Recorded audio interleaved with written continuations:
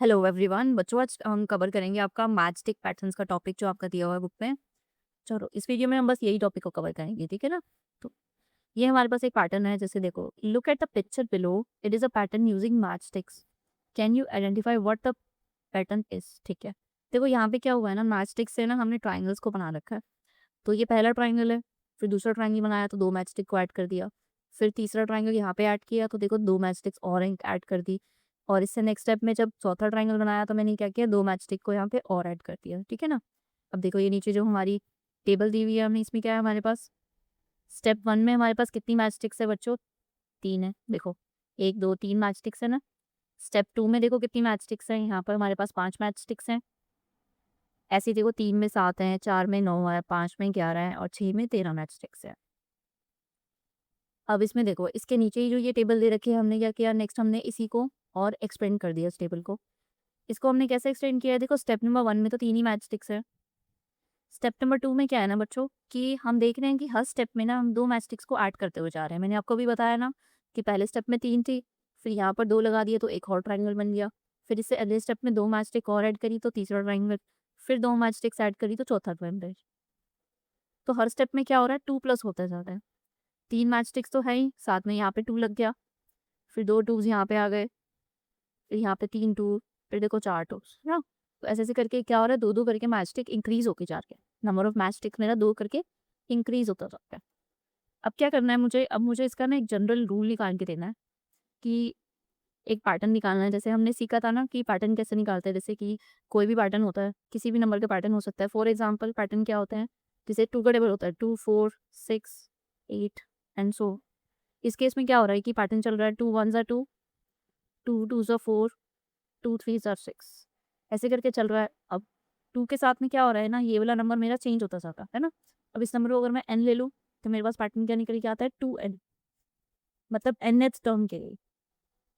वो nth term मेरी क्या हो सकती है, वो कुछ भी हो सकती है। आपको इसी पैटर्न में कोई पूछ ले कि बेटा बताओ कि 50th मेंबर क्या होगा, तो आप क्या करोगे, टू मल्टीप्लाई बाय एन है आपके पास, आप एन की जगह पे 50 रखोगे, टू इंटू में 50 रखोगे, आपको हो गए 100। इसी सीरीज में जब आगे चलते जाओगे, जो 100th नंबर आएगा ना मेरे पास, वो क्या होगा, सॉरी 100th नहीं, जो 50th नंबर आएगा मेरे पास, एन 50 था ना, वो मेरे पास 100 है। ठीक है, तो हम कोई भी पोजीशन में कौन सा नंबर आएगा हम निकाल सकते हैं। अब ऐसे क्या करेंगे, हम मैचस्टिक के पैटर्न को भी समझने की कोशिश करेंगे कि इसमें कौन सा पैटर्न चल रहा है। देखो सबसे पहले इसमें तीन मैचस्टिक्स थी, फिर हमने देखा कि इसमें थ्री प्लस टू मैचस्टिक आई, फिर हमने देखा कि थ्री प्लस टू मैचस्टिक्स हुई, फिर हमने देखा कि थ्री प्लस टू मैचस्टिक हुई। ऐसे ऐसे करके क्या हो रहा है ना, ये नंबर इंक्रीज होता जा रहा है। तो देखा जाए तो यहाँ पर three plus two multiplied bye कितने टाइम्स है वो मुझे देखना पड़ेगा, है ना। एन टाइम्स है, वो कितने टाइम्स है मुझे पता होना चाहिए। अब आप ध्यान से देखो कि इस पैटर्न में ना सेकंड स्टेप में कितने टूज हैं, एक है।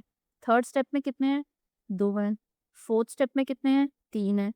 फिफ्थ स्टेप में कितने हैं, चार है। तो मतलब देखा जाए तो हर स्टेप पे उस स्टेप से एक कम अगर हम कर दे तो उतने टूज हैं यहाँ पे। तो अगर इस पैटर्न को अगर मैं लिखना चाहूँ तो मैं इस तरह से लिख सकती हूँ कि to multiplied by one less than the step number. Step number से एक लेस टू है, तो अगर मैं यहाँ पे लिखूंगी तो three plus two multiplied bye, अगर एन मेरे पास स्टेप नंबर है तो उसमें से एक हटा के जो मेरे पास आएगा नंबर, उतनी बार टूज होते हैं। अब इसको यूज कैसे करेंगे, जैसे मान लो कि ये स्टेप्स थे मेरे पास। अब इसमें देखो यहाँ पर ही सिक्स स्टेप का इन्होंने सॉल्व नहीं कर रखा। सिक्स के बाद चलो सेवन का होगा तो सेवन का निकाल के दे देते हैं हम, ठीक है। हम क्या करेंगे, three plus two multiplied by seven minus one, n की जगह क्या रखेंगे, सेवन, क्योंकि एन हमारा क्या है, स्टेप नंबर है। स्टेप नंबर है हमारा एन। और आप वैसे भी अगर लॉजिक लगाओगे तो आपको पता है कि जो सेवंथ स्टेप होगा उसमें कितने टूज होंगे, उसमें एक कम होगा, यानी कि छह टूज होंगे, है ना। नंबर ऑफ टू कितना होगा, सिक्स होगा। तो देखो फॉर्मूला में लगा के भी यहाँ पे सिक्स आ गया। अब इस तरह से अगर मैं सॉल्व करूंगी तो टू सिक्स जार 12, और 12 प्लस थ्री कितना हो जाएगा, 50। तो मतलब जो सेवंथ स्टेप होगा उसमें 15 नंबर ऑफ मैस्टिक्स चाहिए मुझे, सो दैट मैं ये पैटर्न को आगे कंटिन्यू कर।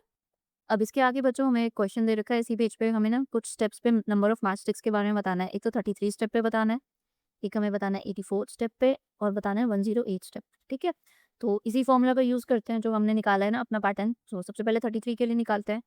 तो 33 के लिए क्या होगा बेटा, n की वैल्यू मेरे पास 33 हो जाएगी और जो पैटर्न निकला मेरा क्या है 3 + 2 multiplied by n-1।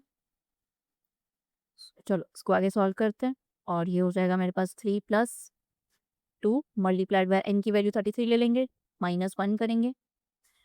Sorry sorry so यहाँ पे आंसर क्या आ जाएगा, 3 + 2 मल्टीप्लाइड बाय 33 में से 1 गए 31।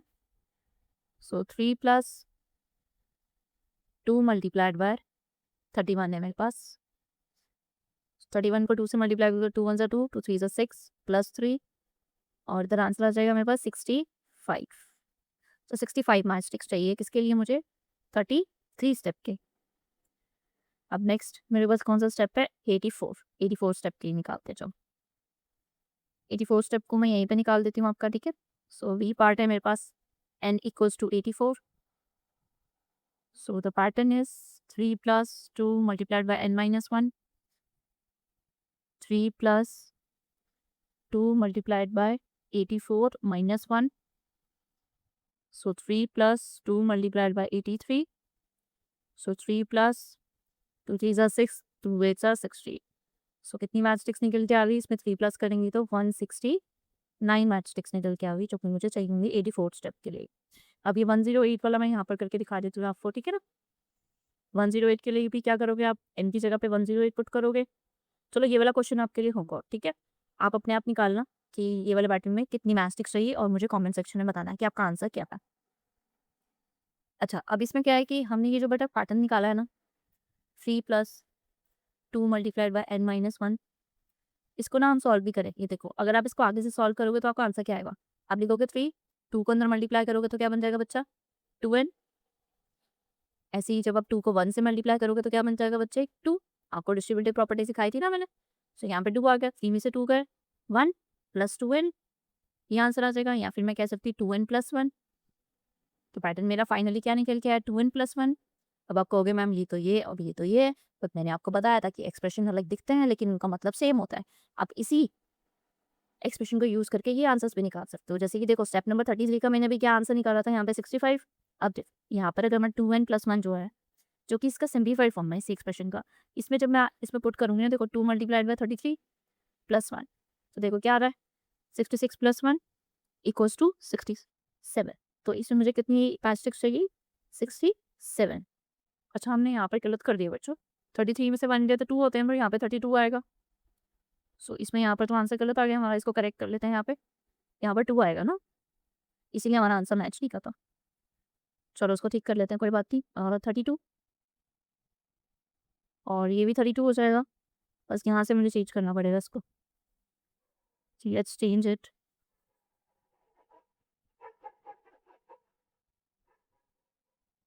सो ये हो जाएगा मेरा 2 2 4, 2 3 6। तो देखो यहाँ पे भी आंसर आ गया 67, ठीक है ना। बस ये छोटा सा कैलकुलेशन मिस्टेक हो गया था यहाँ पे, बाकी आंसर सेम ही है। तो मतलब एक्सप्रेशन को चाहे आप ये वाला एक्सप्रेशन ले लो सिंप्लीफाइड, या फिर आप ये वाला एक्सप्रेशन ले लो, आपके दोनों में आंसर आपको सेम मिलेगा, जो कि आंसर है 67, ठीक है ना। आप इस वाले क्वेश्चन को, जो होमवर्क क्वेश्चन है, इसमें भी आप ये वाला एक्सप्रेशन यूज करके देख सकते हैं। चलो अब आगे चलते हैं। अब क्या करना है ना, अब हमें सेम पैटर्न को ना कुछ अलग तरीके से सॉल्व करना है। तो पता है क्या होने वाला है, हमें सेम ही एक्सप्रेशन मिलने वाला है। देखो बहुत इंटरेस्टिंग है ये। कह रहा है different way to count and see the pattern, let us look at the picture. अब देखो फिर से देखते हैं। देखो यहाँ पे मैचस्टिक्स है ना, the matchsticks are placed in two orientation, horizontal ones and the ones placed at diagonally. तो अगर आप ध्यान दोगे तो देखो ये पहला स्टेप है, ठीक है। सो हॉरिजॉन्टल, हॉरिजॉन्टल का मतलब होता है बेटा लेटी हुई मैचस्टिक्स, ठीक है ना। और डायगोनली का मतलब होता है जो ऐसे ऐसे करके जो आपकी स्लैंटिंग है ना, उनको डायगोनली हो, ठीक है ना। और ये क्या होंगे, ये हॉरिजॉन्टल। इस स्टेप में देखो कितनी हमारे पास हॉरिजॉन्टल मैचस्टिक है, एक है। और डायगोनल के नंबर बताओ बेटा, डायगोनल कितने हैं, डायगोनल मेरे पास 2 है। अब इस स्टेप में देखो हॉरिजॉन्टल मैचस्टिक कितनी है, 1 2, ये 2 ही लेटी हुई है, सो 2 मैचस्टिक्स है। और डायगोनली कितनी है, 1 2 3। इस वाले पैटर्न में देखो कि कितनी मैचस्टिक्स है जो कि हॉरिजॉन्टल है, 1 2 3। इस वाले पैटर्न में देखो कितनी डायगोनली है, तो देखेंगे 4। तो देखा जाए तो आपकी जो हॉरिजॉन्टल मैचस्टिक्स है, उससे एक ज़्यादा हमारी डायगोनल मैचस्टिक है। हर स्टेप में देखो 1 इंक्रीज हो रहा है ना। तो लेट, अगर मैं आपको बोलूँ कि बेटा, अगर मैं लेट करूँ कि let horizontal match stick student for the sake of getting the pattern, वो अब y है, ठीक है, हॉरिजॉन्टल y है, तो हमारी डायगोनल कितनी होगी बच्चा? सो डायगोनल जो मैच स्टिक्स आएगी वो मेरी आएगी y+1।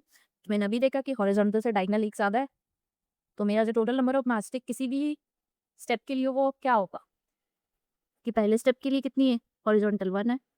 तो जो मेरा टोटल एक्सप्रेशन निकल के आएगा जब मैं इन दोनों को प्लस करूँगी, हॉरिजॉन्टल प्लस डायगोनल, तो y+1 होगा। So it means 2y+1।